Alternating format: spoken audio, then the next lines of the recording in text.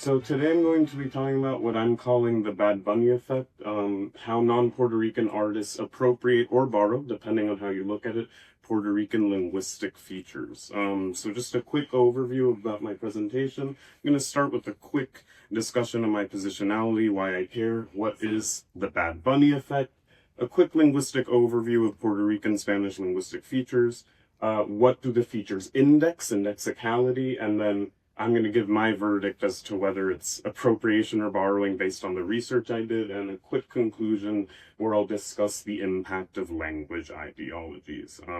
So just really quickly, my positionality, why I care. So I'm half Puerto Rican. My dad is from Sidra, Puerto Rico, in the mountains in the center of the island, as you can see on the map. So I would identify as diasporican. Yes, that's a term.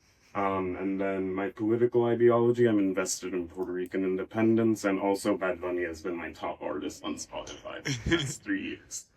I think I know enough about Bad Bunny. Okay. So this is just some pictures of what I researched and what I read for this presentation, and I actually found this really interesting book that came out this year, 2025, called Puerto Rican Spanish Reggaeton Style, The Sociolinguistics of Urban Music. So a lot of what I'm going to be talking about is based on the findings in that book, which was edited by Wilfredo Valentin Marquez, Cristina Isabel Maimi, and Derek Powell. So what is the Bad Bunny effect? So obviously these metrics are very subjective and abstract, but he does have the most streamed album in Spotify's history, his fifth studio album, Un Verano Sin Ti, meaning a summer without you. But the Bad Bunny effect, you could also just kind of generalize it to Puerto Rico's global cultural influence, and this connects to this idea of covert prestige. So this is in comparison to something like institutional prestige. So I don't know if you know, but Spanish has like the Real Academia Española, like the Royal Spanish Academy, which regulates and prescribes a lot of what I think is nonsense sometimes. But anyway, you have this institutional prestige of what kind of Spanish is given value and what kind of Spanish isn't.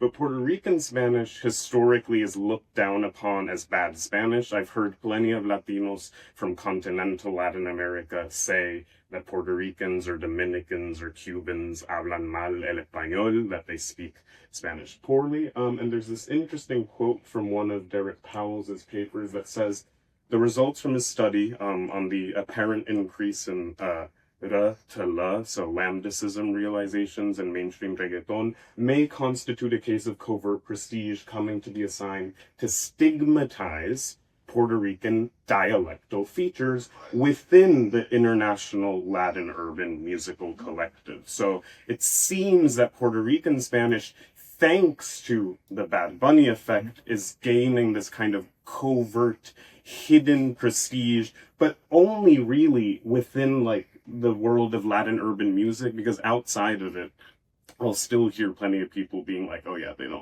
don't speak Spanish properly, but they'll also simultaneously be listening to a bunch of Bad Bunny songs, so it's a bit contradictory. And then later in the presentation, I'll talk about how that covert prestige kind of leads to this appropriation / borrowing. So just so you get an idea of what Puerto Rican Spanish sounds like, I'm going to play this chorus from Bad Bunny songs, Después de la Playa, after the beach.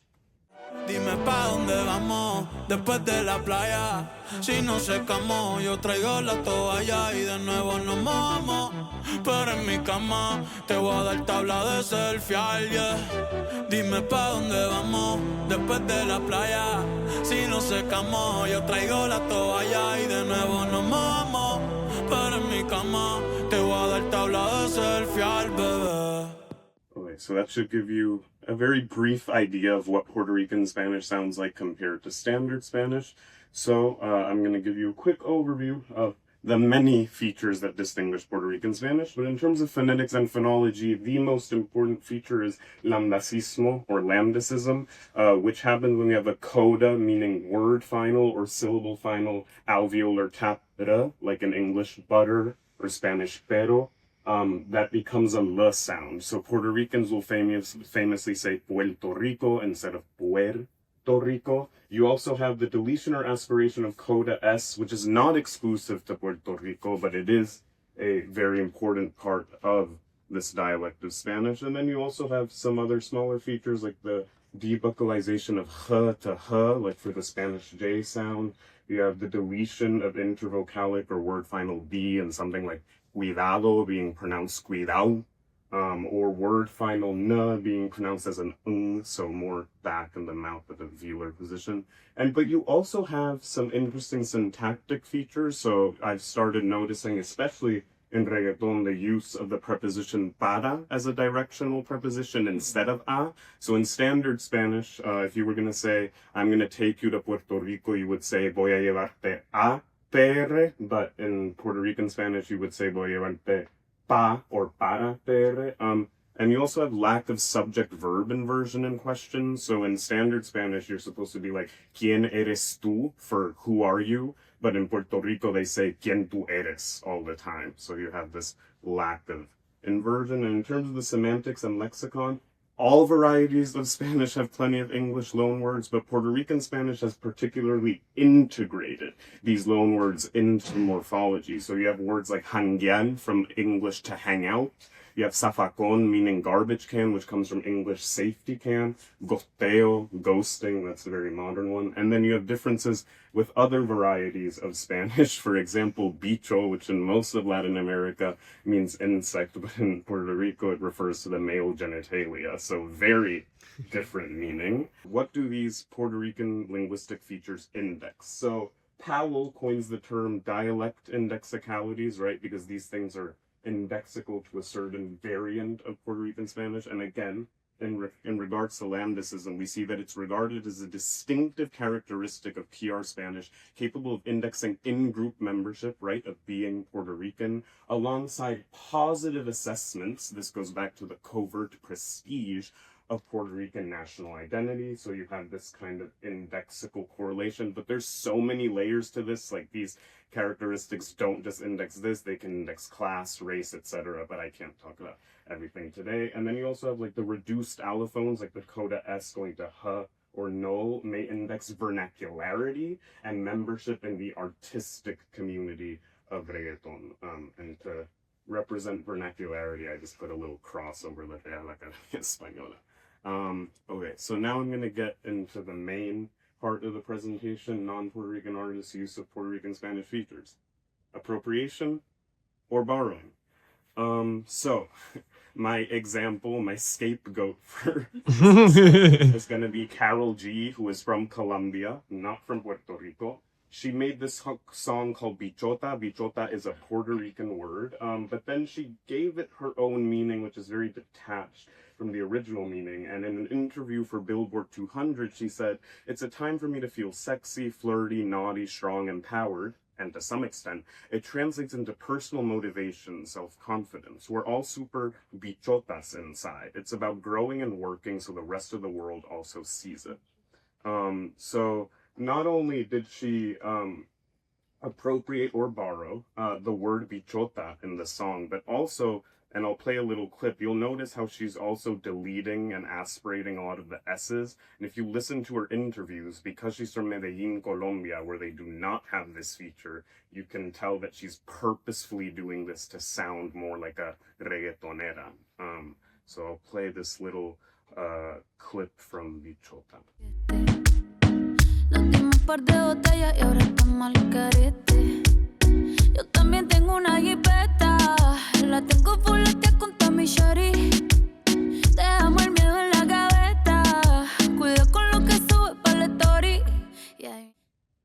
So just very quickly, some things you notice. So instead of saying like nos dimos par de botellas at the beginning, she's saying nos dimos par de botella, which is how a Puerto Rican would say it. So she's taking some of those phonetic features, and there's actually a lot of like Puerto Rican slang here. So algarete means to kind of go off the rails, very Puerto Rican slang.